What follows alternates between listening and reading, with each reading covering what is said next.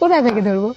পরিচয় থেকে এটা হচ্ছে যে আমার বাবা মূলত রাজি ছিলেন না, কারণ ওনার বয়সটা বেশি ছিল। সেদিক দিয়ে আমার বাবা চিন্তা করছে যে আমার মেয়ে তো একটা যুবতী মেয়ে, কিভাবে আমি বুড়ো বয়সের সাথে বিয়ে দিব। সেদিক থেকে উনি কোনোভাবে রাজি হচ্ছিলেন না। পারিবারিকভাবে এটা প্রস্তাব দেওয়া হয় ওনাকে। তারপর এদিকে আবার আমার সবাই অলরেডি রাজি। যেমন আমার ভাই, বড় বোন, ফুপা। বড় বোনের বিয়ে হয়েছে 2014 সালে। তো আমার ইনি যে হাজবেন্ড বর্তমান, ওনার সাথে আমার পরিচয়। উনি আসলে হয় আমার ভগ্নিপতির নানা। তো সেখান থেকে আমার পরিচয়। তখন আমি ক্লাস 4-এ পড়তাম। তো উনি আমার মেধা শক্তি দেখতো যে মেয়েটা পরিশ্রমী আছে, পড়াশোনা করতে পারবে যদি একে সাপোর্ট দেওয়া যায়। তো ওনার একটা স্বপ্ন ছিল, আমার আবার বোনের একটা বোন ছিল, আমার বোনের একটা ননদ ছিল, যে আমরা আবার দুইজনে একই ক্লাসে পড়তাম। ক্লাস 4 থেকে ওর সাথে আমার পরিচয়।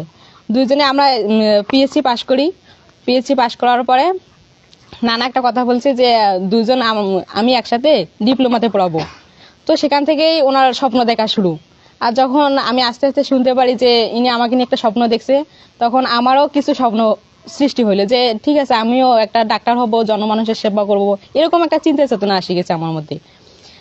আর একটা কথা হচ্ছে, আমার জীবনটা 10 জন মেয়ের মতো সহজ না। আমার জীবনটা, আমি যে এখানে আসছি অনেক পরিশ্রম করে এখানে আসছি। তো আমি ভাবলাম যে অন্য কোথাও বিয়ে হলে হয়তো বা আমি পড়াশোনা করতে পারবো না, আমার নিজের জীবনটাকে সুন্দর করে গুছিয়ে দিতে পারবো না। এই জন্য আমি ভাবলাম যে যদি বিয়ে করাই লাগে তাহলে আমি আমার নানাকে বিয়ে করি। তো তারপরে বিয়ে হইলো। কে কে মন্তব্য করুক বা করবে বা করতেছেন, আমার তাতে কোনো যায় আসে না। আমি আলহামদুলিল্লাহ ভালো আছি। আর আশা রাখি যে ওনার সাথে থাকলে আমি ফিউচার পর্যন্ত ভালো থাকবো, এতটুকুই। আসলে হচ্ছে কি, ওনার বয়সটা যেহেতু একটু আমার চেয়ে দ্বিগুণ, সে অনুযায়ী আমার বাবা চাচ্ছিল না যে বিয়েটা হোক।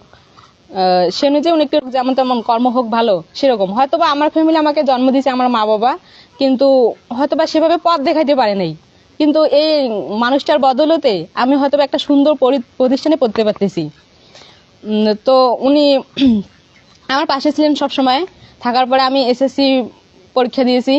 এসএসসি পরীক্ষা দেওয়ার পরে আমি সরকারি ম্যাথসের চান্স পাই, ওইখানে ভর্তি হই। উনি আবার সবকিছু অ্যাপ্লাই থেকে নিয়ে এ থেকে জেড সবকিছু উনি সামলাইছে, এবং সেখানেই আমি পড়াশোনা শুরু করে দিই। তো তারপরে আমার এদিকে বয়স হইতেছে, আমার ফ্যামিলি থেকে বিয়ের চাপ আসতেছে, এখানে ওখানে বিভিন্ন জায়গা থেকে সম্বন্ধ আনতেছে আমার বাবা। তো হয়তোবা আমার ওইরকম আমার বাবা যেগুলো সম্বন্ধ আনতেছে আমার ওগুলো পছন্দ হইতেছে না, হয়তোবা বিভিন্ন কারণে হইতেছে না।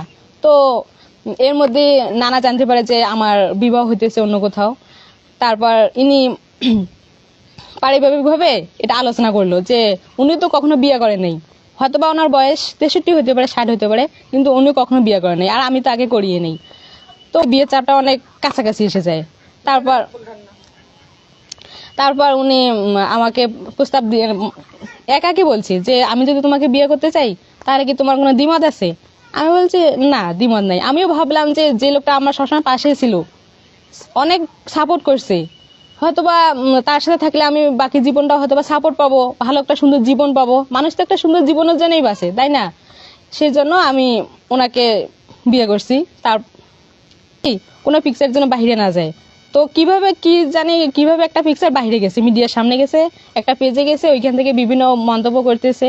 তো কে কি মন্তব্য করতেছে আমি ওটা বলতে চাচ্ছি না, সেটা যার যে মেয়েটা সেটা করুক, পাশে লোকে কিছু বলবেই, ওটাতে কান দিয়ে আমার সুন্দর জীবনটাকে আমি নষ্ট করতে চাই না। তো আমি সবার কাছে দোয়া চাই যেন আমাদের দাম্পত্য জীবন সুখের হয়, এতটুকুই।